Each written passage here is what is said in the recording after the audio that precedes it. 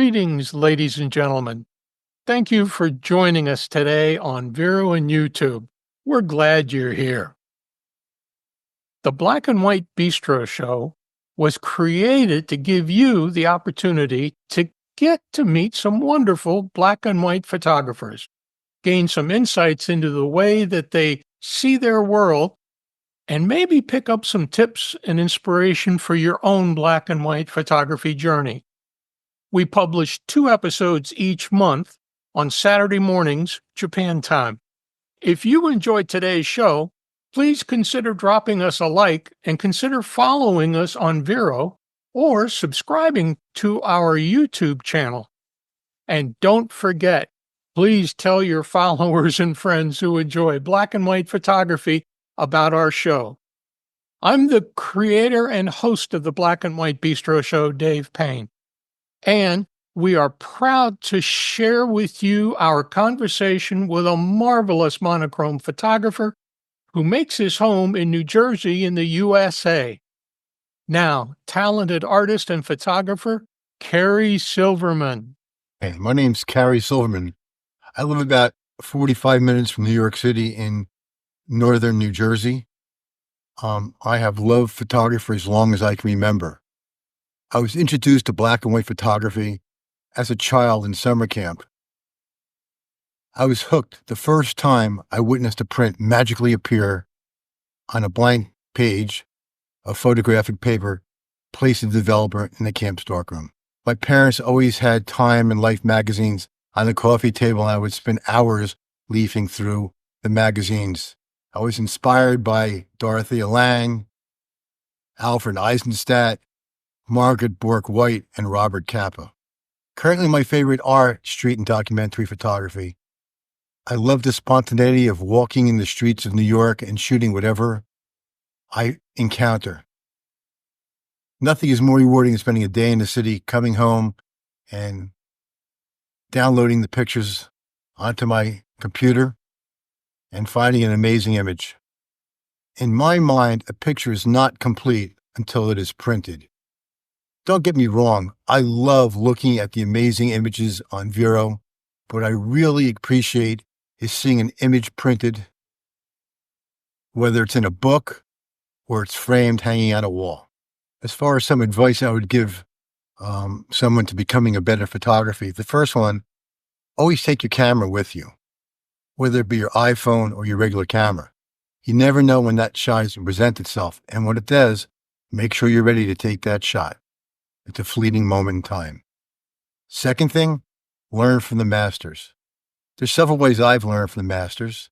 Number one, I do go to a lot of photo exhibits in the city when they present themselves. Number two, I love to collect photo books. I have books from the old masters as well as the new. For instance, Phil Penman, Alan Schaller,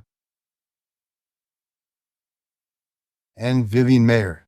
Three of my recent books that I love. So when I look through these books, I'm not looking for something to copy. I'm looking for something to emulate, something to add to my current style. But I don't want to copy their style. I want the style of my own. Another way to learn from others is if you have an opportunity, try to take a seminar for someone that you really admire. Over the last 2 years, I've been fortunate enough to take a seminar with Phil Penman and Hugh Brownstone. Spending a day with these guys, seeing what they look at, what they're looking at in the scene, how they go about photographing people, whether it's street portraits or street photography, what was amazing for me. It jump-started my techniques, and I find that I'm a much better photographer from taking these seminars. I'd like to thank you all for taking the time and watching this video, and I'd like to thank DavidLPayne and Black and White Bistro for introducing me to the Vero community. So in November 2022, I was fortunate enough to fulfill one of the bucket list trips that I always wanted to go on. I was able to take a trip to Peru. On the second day of the trip, we went to this remote Quechan town called Juliac. Juliac is located outside of Cusco, at the northern end of the Sacred Valley. It's a small weaving community. It's really off the beaten path. when we get to this town, you can see all the native people of the town walking around in their native garb. And what they do is they weave and they sell their clothing to the tourists that come to visit them. They're very friendly and they're nice enough to let us take their pictures. I was walking through the town. I was able to see this young girl sitting on a wall. I turned to her. She looked back at me, gave me a pensive smile, and I was able to snap one picture of her. This is the first picture I would like to present today. What I really like about this picture is the look in her eyes, the way she's looking right back at the camera. I also like the fact that she is shaped like a triangle, and there's a mountain in the background also shaped like a triangle.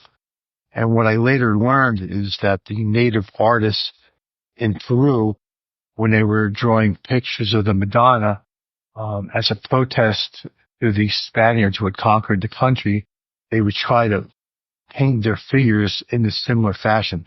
I had no idea at the time when I took this picture, though. So what I really love about this picture is just the geometry, the look of the girl, everything about the picture. And you would think this would be a great picture in color. I mean, the color of these natives, the reds are very vibrant, but I just think it really carries itself wonderfully in black and white. This picture was one of my first pictures ever that gained any notoriety. It was a Leica Master Shot Award in 2023.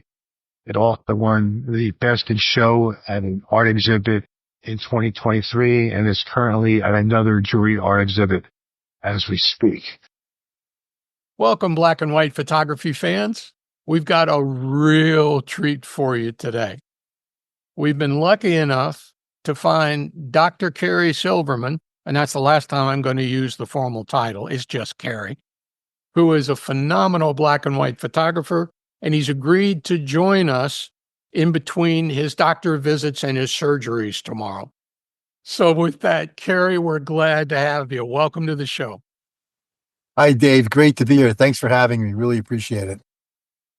You and I have known about each other for a little while now. We met on Vero, and I did a Sunday feature with you with another photography hub on Vero, Monomood's Photography, and we had so much fun, it stuck in my head. So let's get into it. Fantastic. First question for you, Cary. You spent a day shooting with one of my favorite contemporary street photographers, Phil Penman. How did that come about, and what were your key takeaways from that experience? First off, I got to spend 2 days with Phil, not one. I get 2 full days in New York with him. So during the COVID process, I'm trying to find things to do photographically, and I spent a lot of time listening to all these podcasts. And I heard a podcast that Phil gave on Street Photography Magazine, and another one on what is it called? Leica Street Photography Collective. And he just sounded like such an approachable guy. And, I had known his work and I loved his work. And I had his first book, and he was talking about these seminars he gave and these workshops. So I went online and I found him, and I sent him an email. And, I'm only 45 minutes from New York, so I couldn't fit in my schedule one of his group seminars. I said, do you do privates? And he said, sure, I do privates. And normally do one day after the other because people fly in and they get it done and they stay for a couple of days and they fly home. And I said, well, I'm 40 minutes from the city. I don't have to do 2 days straight, and I have Mondays off. Can we do a couple of Mondays? And we got it set up and we did it. And it was fabulous. So I took the train into the city, and I spent 2 full days with him, about a week or two apart. Wow. What were your key takeaways from that experience? How did that influence your shooting? First off, when I started to do this, as you know, you're one of these guys too. I had just gotten this camera. So I was used to shooting my my mirrorless camera, and this was all new to me. So I took the camera in and we went over the camera. I probably had it for a month or two. And with my other cameras, I always shot aperture priority. And he says, no, no, no, you need to shoot manual. So he got me right away to shoot manual, and he wanted me to underexpose a little bit so I wouldn't blow out my highlights. So this is where it began. I started shooting manual from Phil, and it really just changed my world.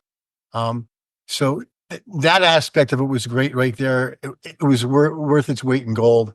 But then, we would go to scenes that, I normally knew in New York City, and he just saw things that I didn't see. Wow. We would go to the Brooklyn Bridge, and he would stand behind this fence, and there was a little hole in the fence, and he would show me how we take this picture with the background blurred. I mean, I would never think of this stuff. Or he would go underneath the bridge there by the FDR Drive, and he knew that there was this Tai Chi class. There was all these older Asian people doing Tai Chi, and the Brooklyn Bridge was in the background. And who knew from this stuff? So he took me places and he showed me things that, even though I'd been living outside New York City for almost 70 years now, I had no idea existed. All right, let's go to question 2. In your intro video, which I loved, by the way, it came together beautifully. Oh, I'm glad. You mentioned a lot of black and white photographers that influence you, but I'm going to get you to zero in and focus a little bit. Which 2 black and white photographers have inspired you the most, and what is it about each of those 2 that spoke to you? Okay. Well, first of all, I'm really into street photography. That's pretty much all I do now. But I did other things. And the first photographer that ever spoke to me was Ansel Adams. And I do very little landscape now, but I loved his zone system. I just loved his landscapes. I mean, he got me into photography as a teenager. I mean, I had posters on my college dorm wall. Moonrise over Hernandez, New Mexico is my favorite photo of all time. That's And my favorite Adams photo too. And about 20 years ago, it was up for auction online, and I came this close to winning the auction. And I was an idiot because I didn't bid $2,000 more. Favorite photo of all time. I mean, I'm mesmerized by that photo. I mean, I've seen him numerous times. Whenever he had a show in the MoMA, I would go in to see him. But the clarity, just the majesticness of his prints are unbelievable. And what I found fascinating is that he did a lot of dodging and burning. His negatives weren't great. He did a lot of work post-processing, which I found interesting, which, comes to light today. I do a lot of post-processing too. Not to that extent, obviously, but now that I'm underexposing my prints, I've got to do some management there. Okay, who's your second? It's a tough choice. I'll say Dorothea Lange. Wow. Yeah, even though I didn't even mention her. I love her. I love her prints from the Dust Bowl era. She has that print of the woman in the Dust Bowl with her child on her lap. Just great portraits. She was just amazing, but I can't stop it too. but she, I think I mentioned in my parents' house the Life and the Look magazines, and she was always in them, and all these great photography. That's what got me started as a kid. I would just spend hours looking at these prints all day long, giving away my age. Most people don't know what Life and Look are anymore. All right, we're going to take a break, and we're going to look at another one of your featured photos, and we'll be right back. We visited Paris back in 2010. And of course, if you visit Paris, you have to go to the Louvre. And of course, if you have to go to the Louvre, you have to go see the Mona Lisa. What I find amazing about the Mona Lisa is how small the picture is. So we entered the gallery, and there was this large crowd surrounding the Mona Lisa, jockeying for position to get their perfect image of this tiny picture. What intrigued me more about the scene was not the Mona Lisa itself, but the frenzy surrounding the crowd. I decided to get in the back of the crowd. I had a camera with a wide-angle lens. I raised the camera above my head and snapped down on the crowd, shooting their cameras. What I love about this picture is the energy of the crowd. You can see the frenzy, everybody trying to get their position for this tiny little picture. I really feel that this picture captures the energy of the crowd. My second photo that I chose today is entitled Mona Lisa Paparazzi, Paris 2010. We're back again with Cary Silverman. Cary, what has proven to be the biggest challenge you faced so far on your photography journey, and how did you overcome it? Well, I think, I've been shooting since I'm a kid. So I'm shooting for almost 60 years now. And I think my biggest challenge is time, finding time. When my kids were young and growing up, I took pictures of my kids, color pictures, Kodachromes, and that was pretty much it. I really did not have an artistic outlet at that stage of the game. I didn't have time to go shooting street or develop or things like that. So I would guess there was probably a 20-year hiatus in my photographic journey where I was just really a dad taking pictures and nothing more. And until they got older and I had more time on my hands, it really took a back seat for raising a family. So I think that's my biggest challenge, is finding time to have that artistic outlet. Well, and now you're a surgical ophthalmologist. You've got an incredible practice. I read all about it. How do you make time for photography? Because you're still busier than a one-armed wallpaper hanger. How do you I'm do still it?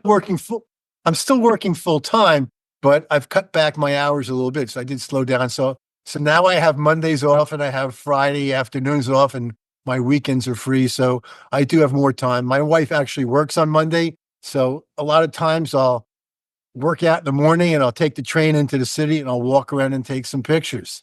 So I have more time now, more time to do things that I want to do. And I know when I finally retire, I'll have something to do, keep me occupied. Which is exactly what I'm doing. After That retiring sounds great. 3 times, my 4th career now is photography. And you're doing a great job. oh, you're too kind. I got a long way to go. For someone who's new to shooting black and white, or maybe, thinking about, I see these black and white shots. It should be easy, and they go out and try it and crash and burn, or it doesn't look quite right. What are the top 2 suggestions you could give to someone like that who's just starting out in black and white photography? Initially, I don't think they have to worry about thinking or seeing in black and white. I think they just need to find a nice image that's well lit, and maybe when they're manipulating their images, get something like Silver Effects Pro, so they get a good black and white image to start with. I think they need the proper tools. I don't think they need a great camera to start, because they got to see if they like it or not, and then they can, as their experience grows, they can upgrade their equipment. But I think starting with good software is very important, and maybe take a couple of tutorials online to see how to use this software properly. It doesn't have to be hit or miss. You can learn from people online. YouTube has a lot of great videos. Listening to podcasts and watching people and seeing their techniques certainly goes a long way. Cary, your point is really good. It's not about the camera at the beginning. If you're going to try black and white, focus on the basics. You can take great black and white with a point and shoot if you know a couple of basics. So I think your advice is really good. Understand what it is, get some tutorials, or maybe sign up like you did for one-on-ones or participate in a group seminar. Or Great. community colleges have classes. There's a whole bunch of things you can do. Back to that Q2 monochrome you mentioned, getting a used one. I think pretty soon there's gonna be a Q3 monochrome out, so you probably get a Q2 monochrome really cheap. Yeah. Yeah. I'm on Leica's mailing list, and I was reading that the Q3 monochrome is coming in 2025. It's only a matter Yeah. of when.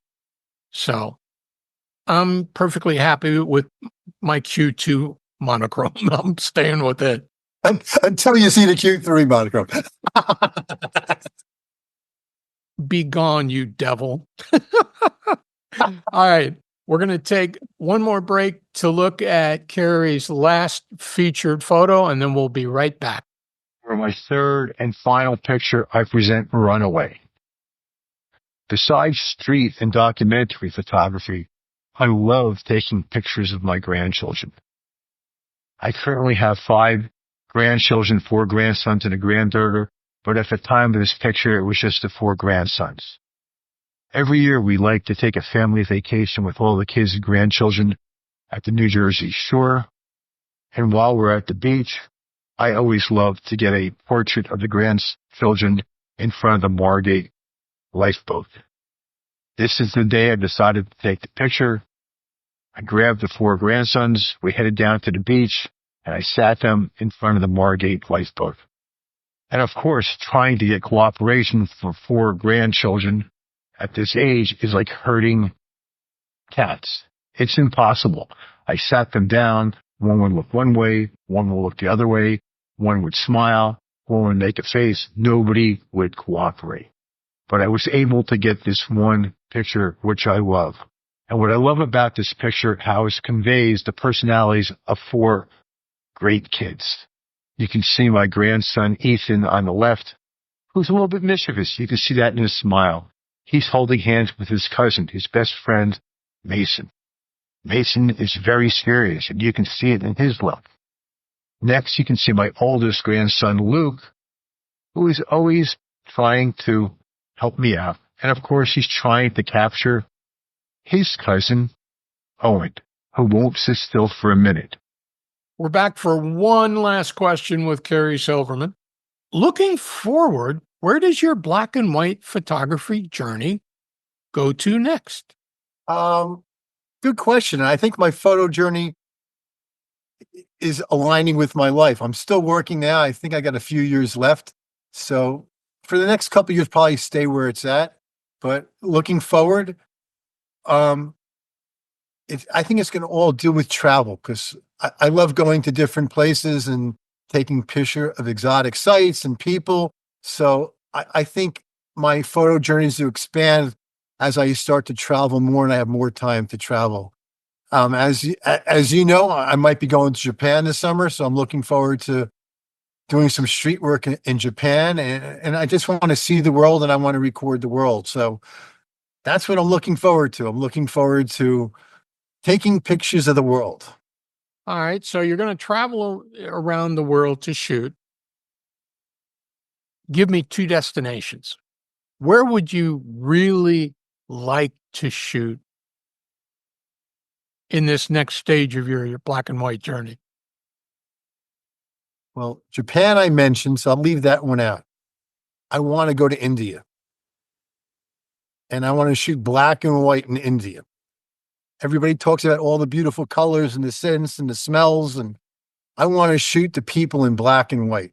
I want to get the shadows. I want to get the architecture. I want to shoot India in black and white. I think it'll be awesome. Wow. Second place. Yeah. Wow. Second place, Antarctica. I've always wanted to go down to Antarctica. And then the same thing goes. I mean, I only see color pictures from Antarctica. I want to do it in black and white. And I want to do it with a 28 millimeter lens. I don't want a zoom lens. Make sure you bring your battery heated underwear and long johns. Absolutely. Wow. I can't wait to see those photos. I can't wait to go. Well, Cary, it has been a delight getting to sit down and talk with you. I'm sure our viewers and listeners have enjoyed this. Thank you so much for taking time to join us on the Black and White Bistro Show. Oh, it's my pleasure, David. Thank you for the opportunity to spending time with you as well. We hope you enjoyed meeting Cary and his wonderful black and white photography. To see more of his images, visit his gallery on Vero, share some likes, and consider following his unique compositions in black and white. And remember, if you're not shooting in black and white, you're only seeing half the picture. Now get out there and make some great black and white photographs.